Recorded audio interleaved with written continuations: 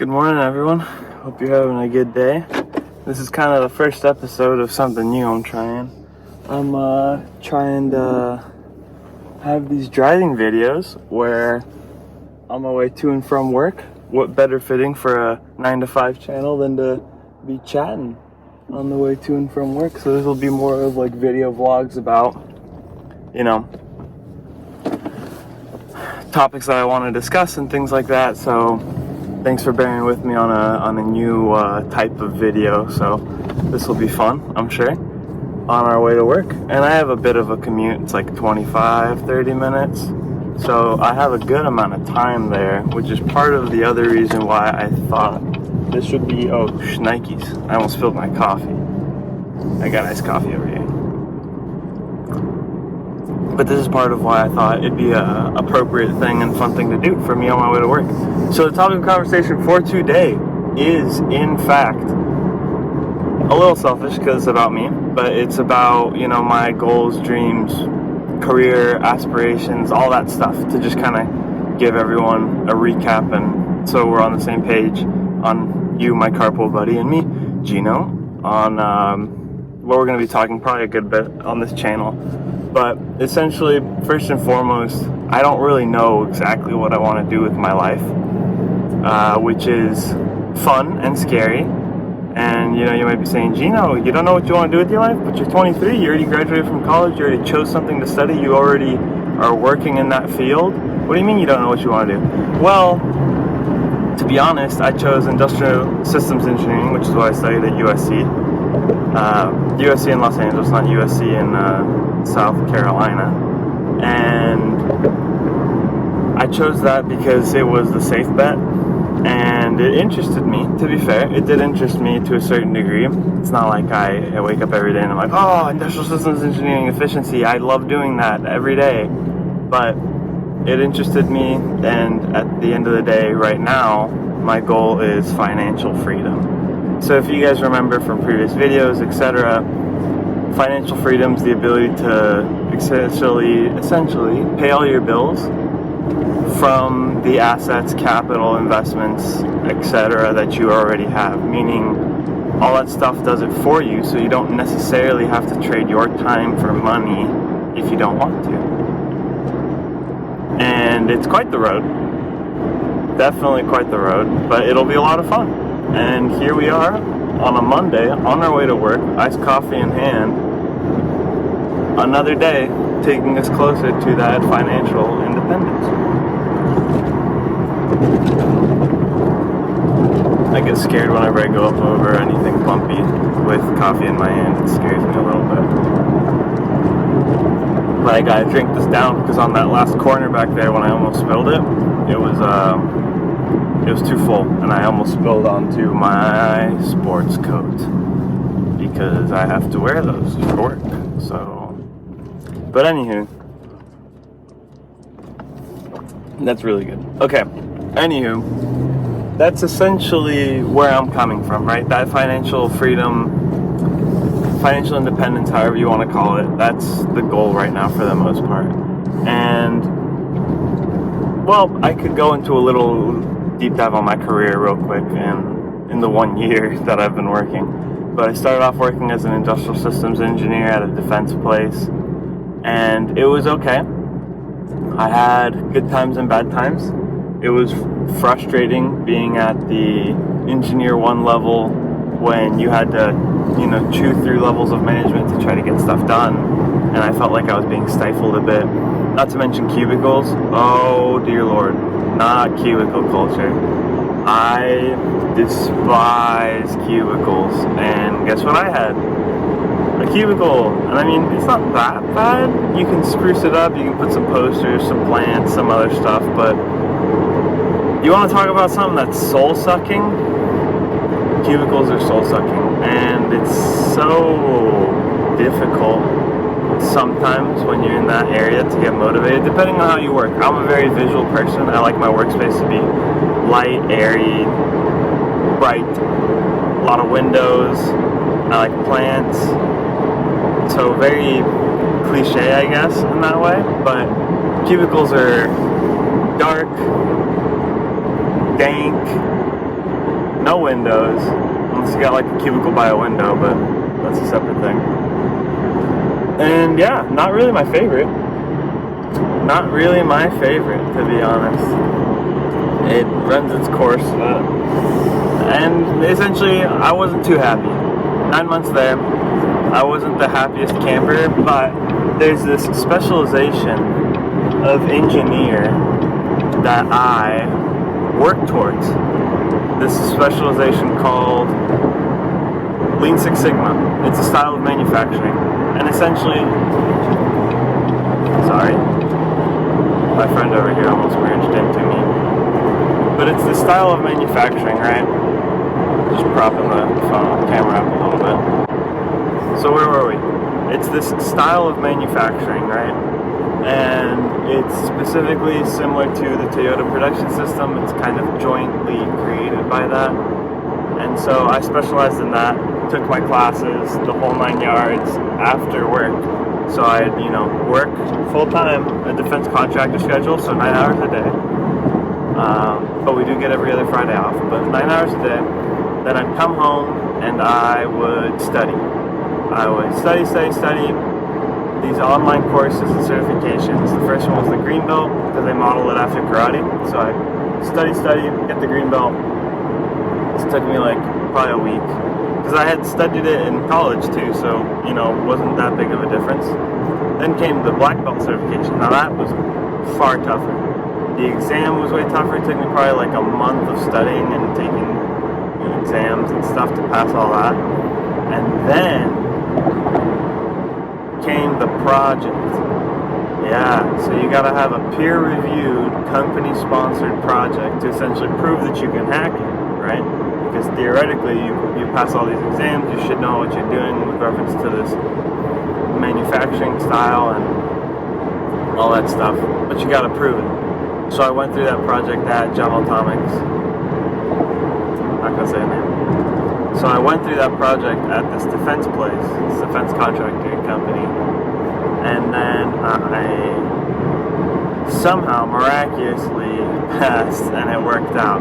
I say somehow miraculously. I should give myself more credit probably. But regardless, the project was a major success, reviewed by a peer that's a black belt, and they checked off all the boxes and gave me the certification. That took probably the better part of 5-6 months to do. Between starting the project, running it, waiting 3 months to get data back after implementing it so that you can prove that it worked, right? Because you can't just say whatever and, I implemented something, done. No, you gotta prove that it was sustainable, that it's gonna stick, etc. And I was, after that, went and got my Lean Six Sigma Master Black Belt. That was another online theoretical heebie-jeebie. That one was pretty tough too. But essentially, after that, I was, obviously wondering about my career.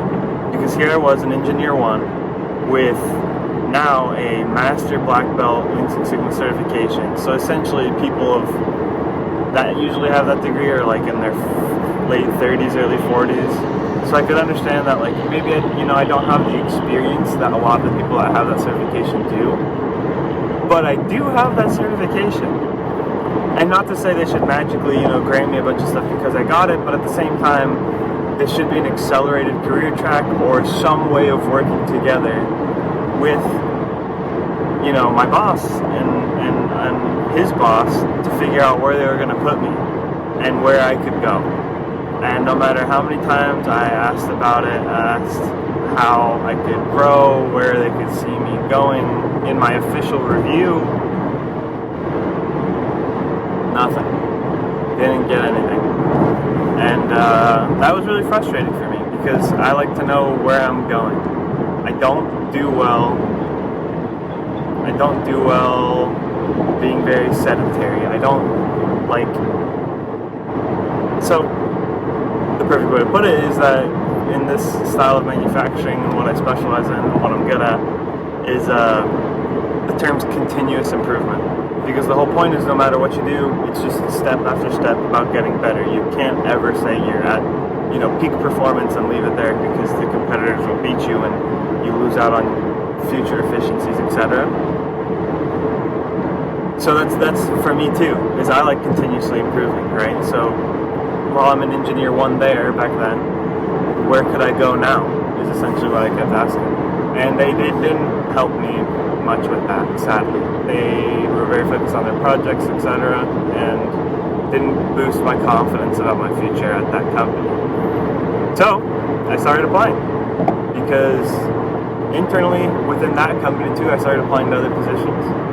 And one specifically that was continuous improvement leader, which is the what I wanted. It's what somebody with my certifications would get usually. Usually they'd be a little older when they get it, but that's the spot, right? The job, the role. But they had that place frozen, and it was very confusing, because they weren't backfilling it. They weren't talking to me about it. They were just saying, it's frozen. Who knows when we're going to backfill it? When it eventually becomes open, you can apply to it if you want. And I have a little saying that I say to myself. I'm sure somebody's come up with it before, probably, but it's something that I tell myself in these situations and daily, because I can get frustrated that things aren't moving at a fast enough pace, or that my road to financial independence isn't quick enough. So I tell myself, and I have a little journal that I write it down in, be patient, be persistent. So the first was be patient, right? Rome wasn't built in a day, neither will my journey in financial independence. And it belays the fact that you should also enjoy the journey, right? It shouldn't be suffering all the way there. You should have fun all the way there. And in that case, right, it was a lot of me channeling to be patient. But I'm also persistent. So while they said, that job role's frozen, apply when it's free and it's open, on one hand, I would be patient to do so, but on the other hand, I'm persistent.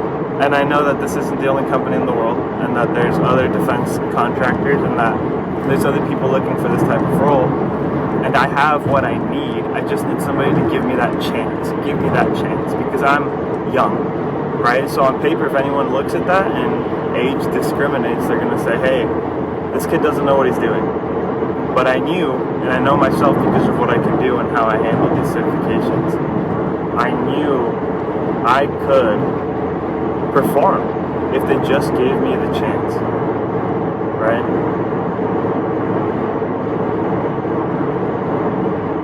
So that's when I started applying to other companies, and specifically looking for that continuous improvement leader niche, right, that I specialized in, because that was going to get me the biggest bang for my buck in terms of job satisfaction, first and foremost, because to be honest, I wasn't enjoying my days too much at my first company. I'd come home and rant to my family a lot, and after a while that gets frustrating for them and for me, right, where I come home unhappy every day.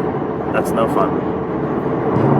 And then the other one, in terms of my journey to financial independence.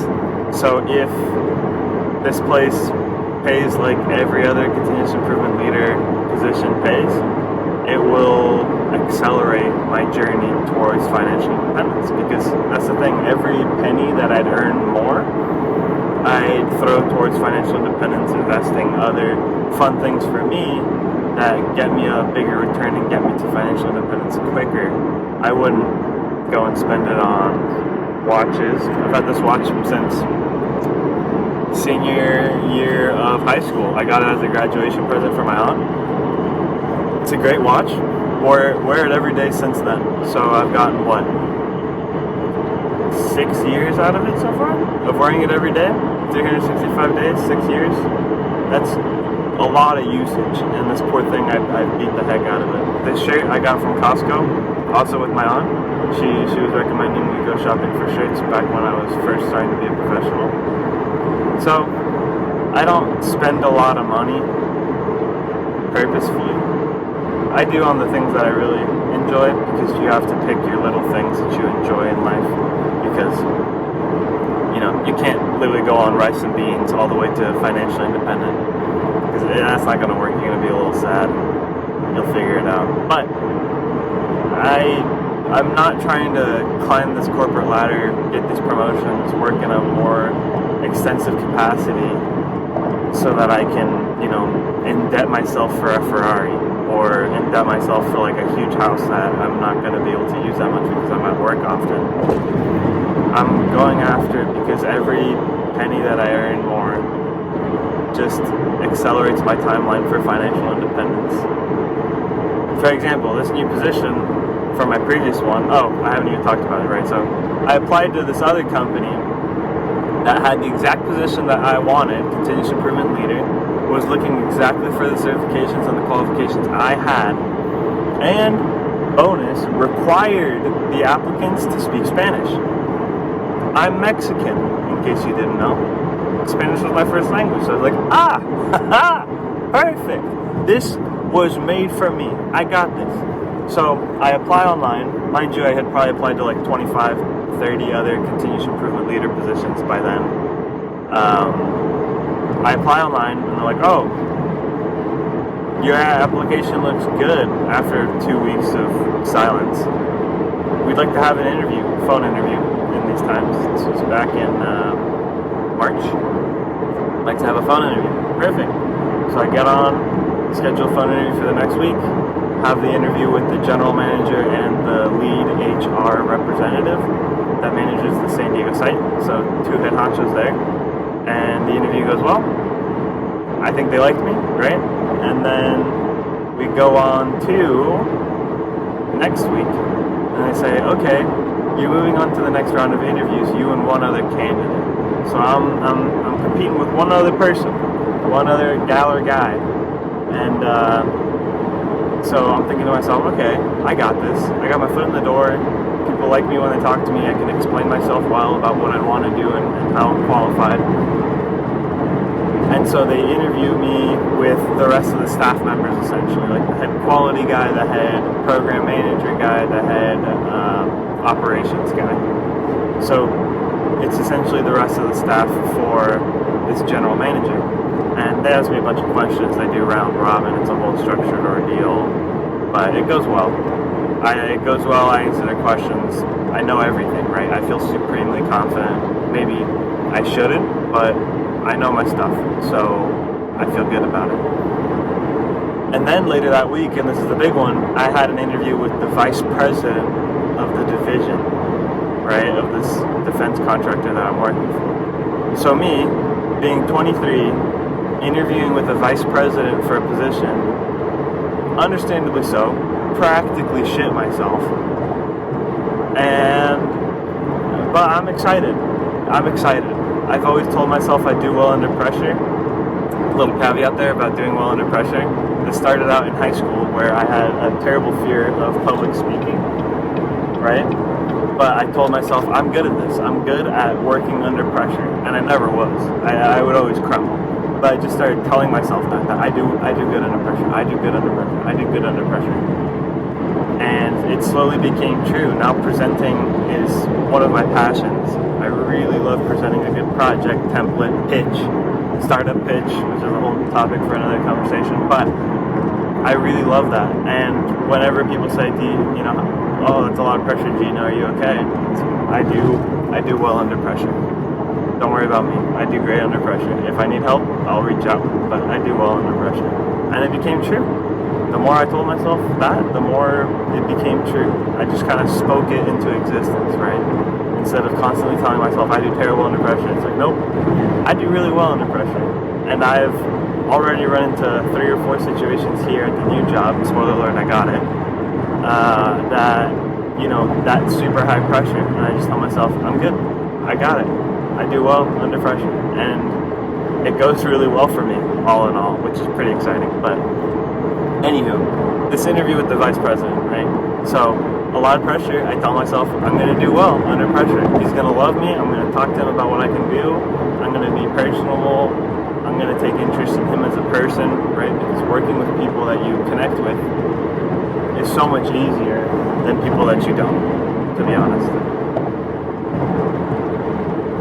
And I'm sure this vice president knows that. So we interview. I call him up on a cell phone, and the interview goes so well. We get along immediately, have a lot of shared interests, but he's a very acute man. And one of the questions stuck out the most to me because he'd ask about manufacturing styles, basic expertise questions, but he essentially knows that the staff members on the other interviews took care of that. So they know that I could hack it in the role. They're just trying to figure out with this vice president, because I'd be reporting indirectly to him, part of that job role where I'd be on site in San Diego, but then I'd report indirectly to him, right? So interesting situation there. And he explains all that to me, and if I'd be willing to travel for work, etc. And I'm telling him, yes, I'd love to. I've always dreamed of it, kind of. And all this stuff, but he rips the tough question that I knew I'd get asked, and it kind of took until this vice president to ask me, really. And this is the make it or break it question, right? Because it's the qualifier for someone my age applying for a position like this, where my youngest peer is probably like 37, and I'm 23. So it's basically the sell me on yourself gamble for this type of role. And he says, explain to me why you're leaving. Where he says, explain to me why you're leaving your last company when you've been there for so little, 9 months, right? And because before I was there, at my previous company, well, at the current company that I was at then, I was in college at USC. This was my first job, right? This other company. So he says, explain to me why you're leaving this other company, or you want to leave this other company after 9 months. And I basically explained to him that I'm patient, but I'm persistent. And I want to know where my future is. And I want to see that people value my growth and my abilities and what I can do. And that they're going to see the best in me and promote me within their company and want me to strive and invest in me, essentially. And I wasn't getting that at my previous company. They would never talk to me about my career. No matter how many times I'd bring it up, they didn't talk to me about my, engineer path track. Nothing. I got not a word from them, to the point that I was a little worried. And I had other friends in that previous company that also left for similar reasons. It's like a problem that they have with young people. And so I'm explaining to him that it didn't feel like I had a future there, and that I could grow, and that they had a plan for me, and that they saw the value that I provided. It really didn't feel like they did. And he just said, okay. And I could tell that it had sunk in, right? Where that's exactly what he wanted to hear. And it's the truth. It's the God honest truth, right? Because it turns out, now that I'm in this role, and they hired me, that's exactly what they wanted. They wanted somebody young. They wanted somebody with ambition to grow within this company and in these positions. They wanted somebody that they can teach, right? Because no matter how much I think I know, I've only been in the workforce about a year, right? Like, there's only so much I can know in that 1 year. Even if I have the Master Black Belt certification, etc., I have a lot to learn, and I know that. And I can be headstrong and probably arrogant sometimes, which is what I gotta work on. But they wanted somebody like that cares and that wants to grow, because everything that has happened since I've shown up has just been reinforcing that. And in the 2 months that I've been at this new place, they've talked to me about my career probably 24 times, from different levels, as much the vice president as the general manager, etc. Everyone talks to me about the work that I'm doing, because it turns out I'm really successful in this role, which is another excitement, because I had imposter syndrome coming into this position, where I was like, oh man, they gave me this job. And it's a topic of conversation maybe for on my way home, where I'd be coming into this job and I was worried. I was like, oh, they gave it to me, like I'm so happy. And then it starts to sink in a little bit that I'm in a major leadership position as a staff member for a site, and I'm just 23. Do I know what I'm doing? Do I really know what I'm doing? I don't know if I'm going to succeed here. It's a huge leap from where I was, and it's tough. So I was worried I wasn't going to be able to perform. And lo and behold, just instill that confidence in yourself, and I've been killing it, in my opinion. But also, a couple people have been telling me that, which just makes me happy because it shows that all that stuff that I thought about myself those 3-4 months ago, that I can achieve so much more, I can do so much more. People just have to give me the chance. And I pushed and applied and I clawed and I did all these things to get there, and I've been doing really well. Everyone keeps talking to me about my future here because I'm so young. You know, they say you have a bright future and you can do all these things, and we want to put you in these special programs, etc. So that's essentially, in a long roundabout ways, the story of how I got to this new position. And it's really streamlined and fast-tracked my path to financial independence, which is really cool. So, yeah, this turned into quite the discussion about, you know, my history and the work background and where I'm at now. But, you know, carpool buddy, when you're in a 9-to-5, it takes up most of your life. So I figured it'd be appropriate to kind of dig into where I'm at right now, job-wise, and where I was and how I made that improvement. And I'm sure we'll dig into the specifics about how I jumped, but it's possible. It's possible to really dig into what you want to specialize in, get that certification, that education, that extra work, right? Like next I want to do project management professional, which is like the PMP, you know, from the Project Management Institute. But they say I'm a little young for it. Everyone does. And yeah, I just really believe that if you really strive for it and you work towards it and you bang your head against the wall in an intelligent way, that you can. And that alone has, one, made my day-to-day so much happier because my work environment's so much better and I love what I do and I love the people I work with and that whole situation. But on the other hand too, it just fast-tracked me towards financial independence, more so than where I was, which is really exciting. It just moved that timeline to the left, right, closer to me, probably like, 3 years. So I should be probably, hopefully, the goal is financially independent by the time I'm 30. That'd be really cool, but that might be a little bit of a stretch. So we will see. But long story short, my 9-to-5 is pretty good right now. If they weren't paying me, I wouldn't be here though, no matter how nice this position is. So, but we'll get there, you and me. Thanks for joining me. It's been quite the rant about my work, but we'll get used to it. And this new format, it's new for me. So hopefully you guys enjoyed it a little bit and could just kind of have this playing on in the background or something.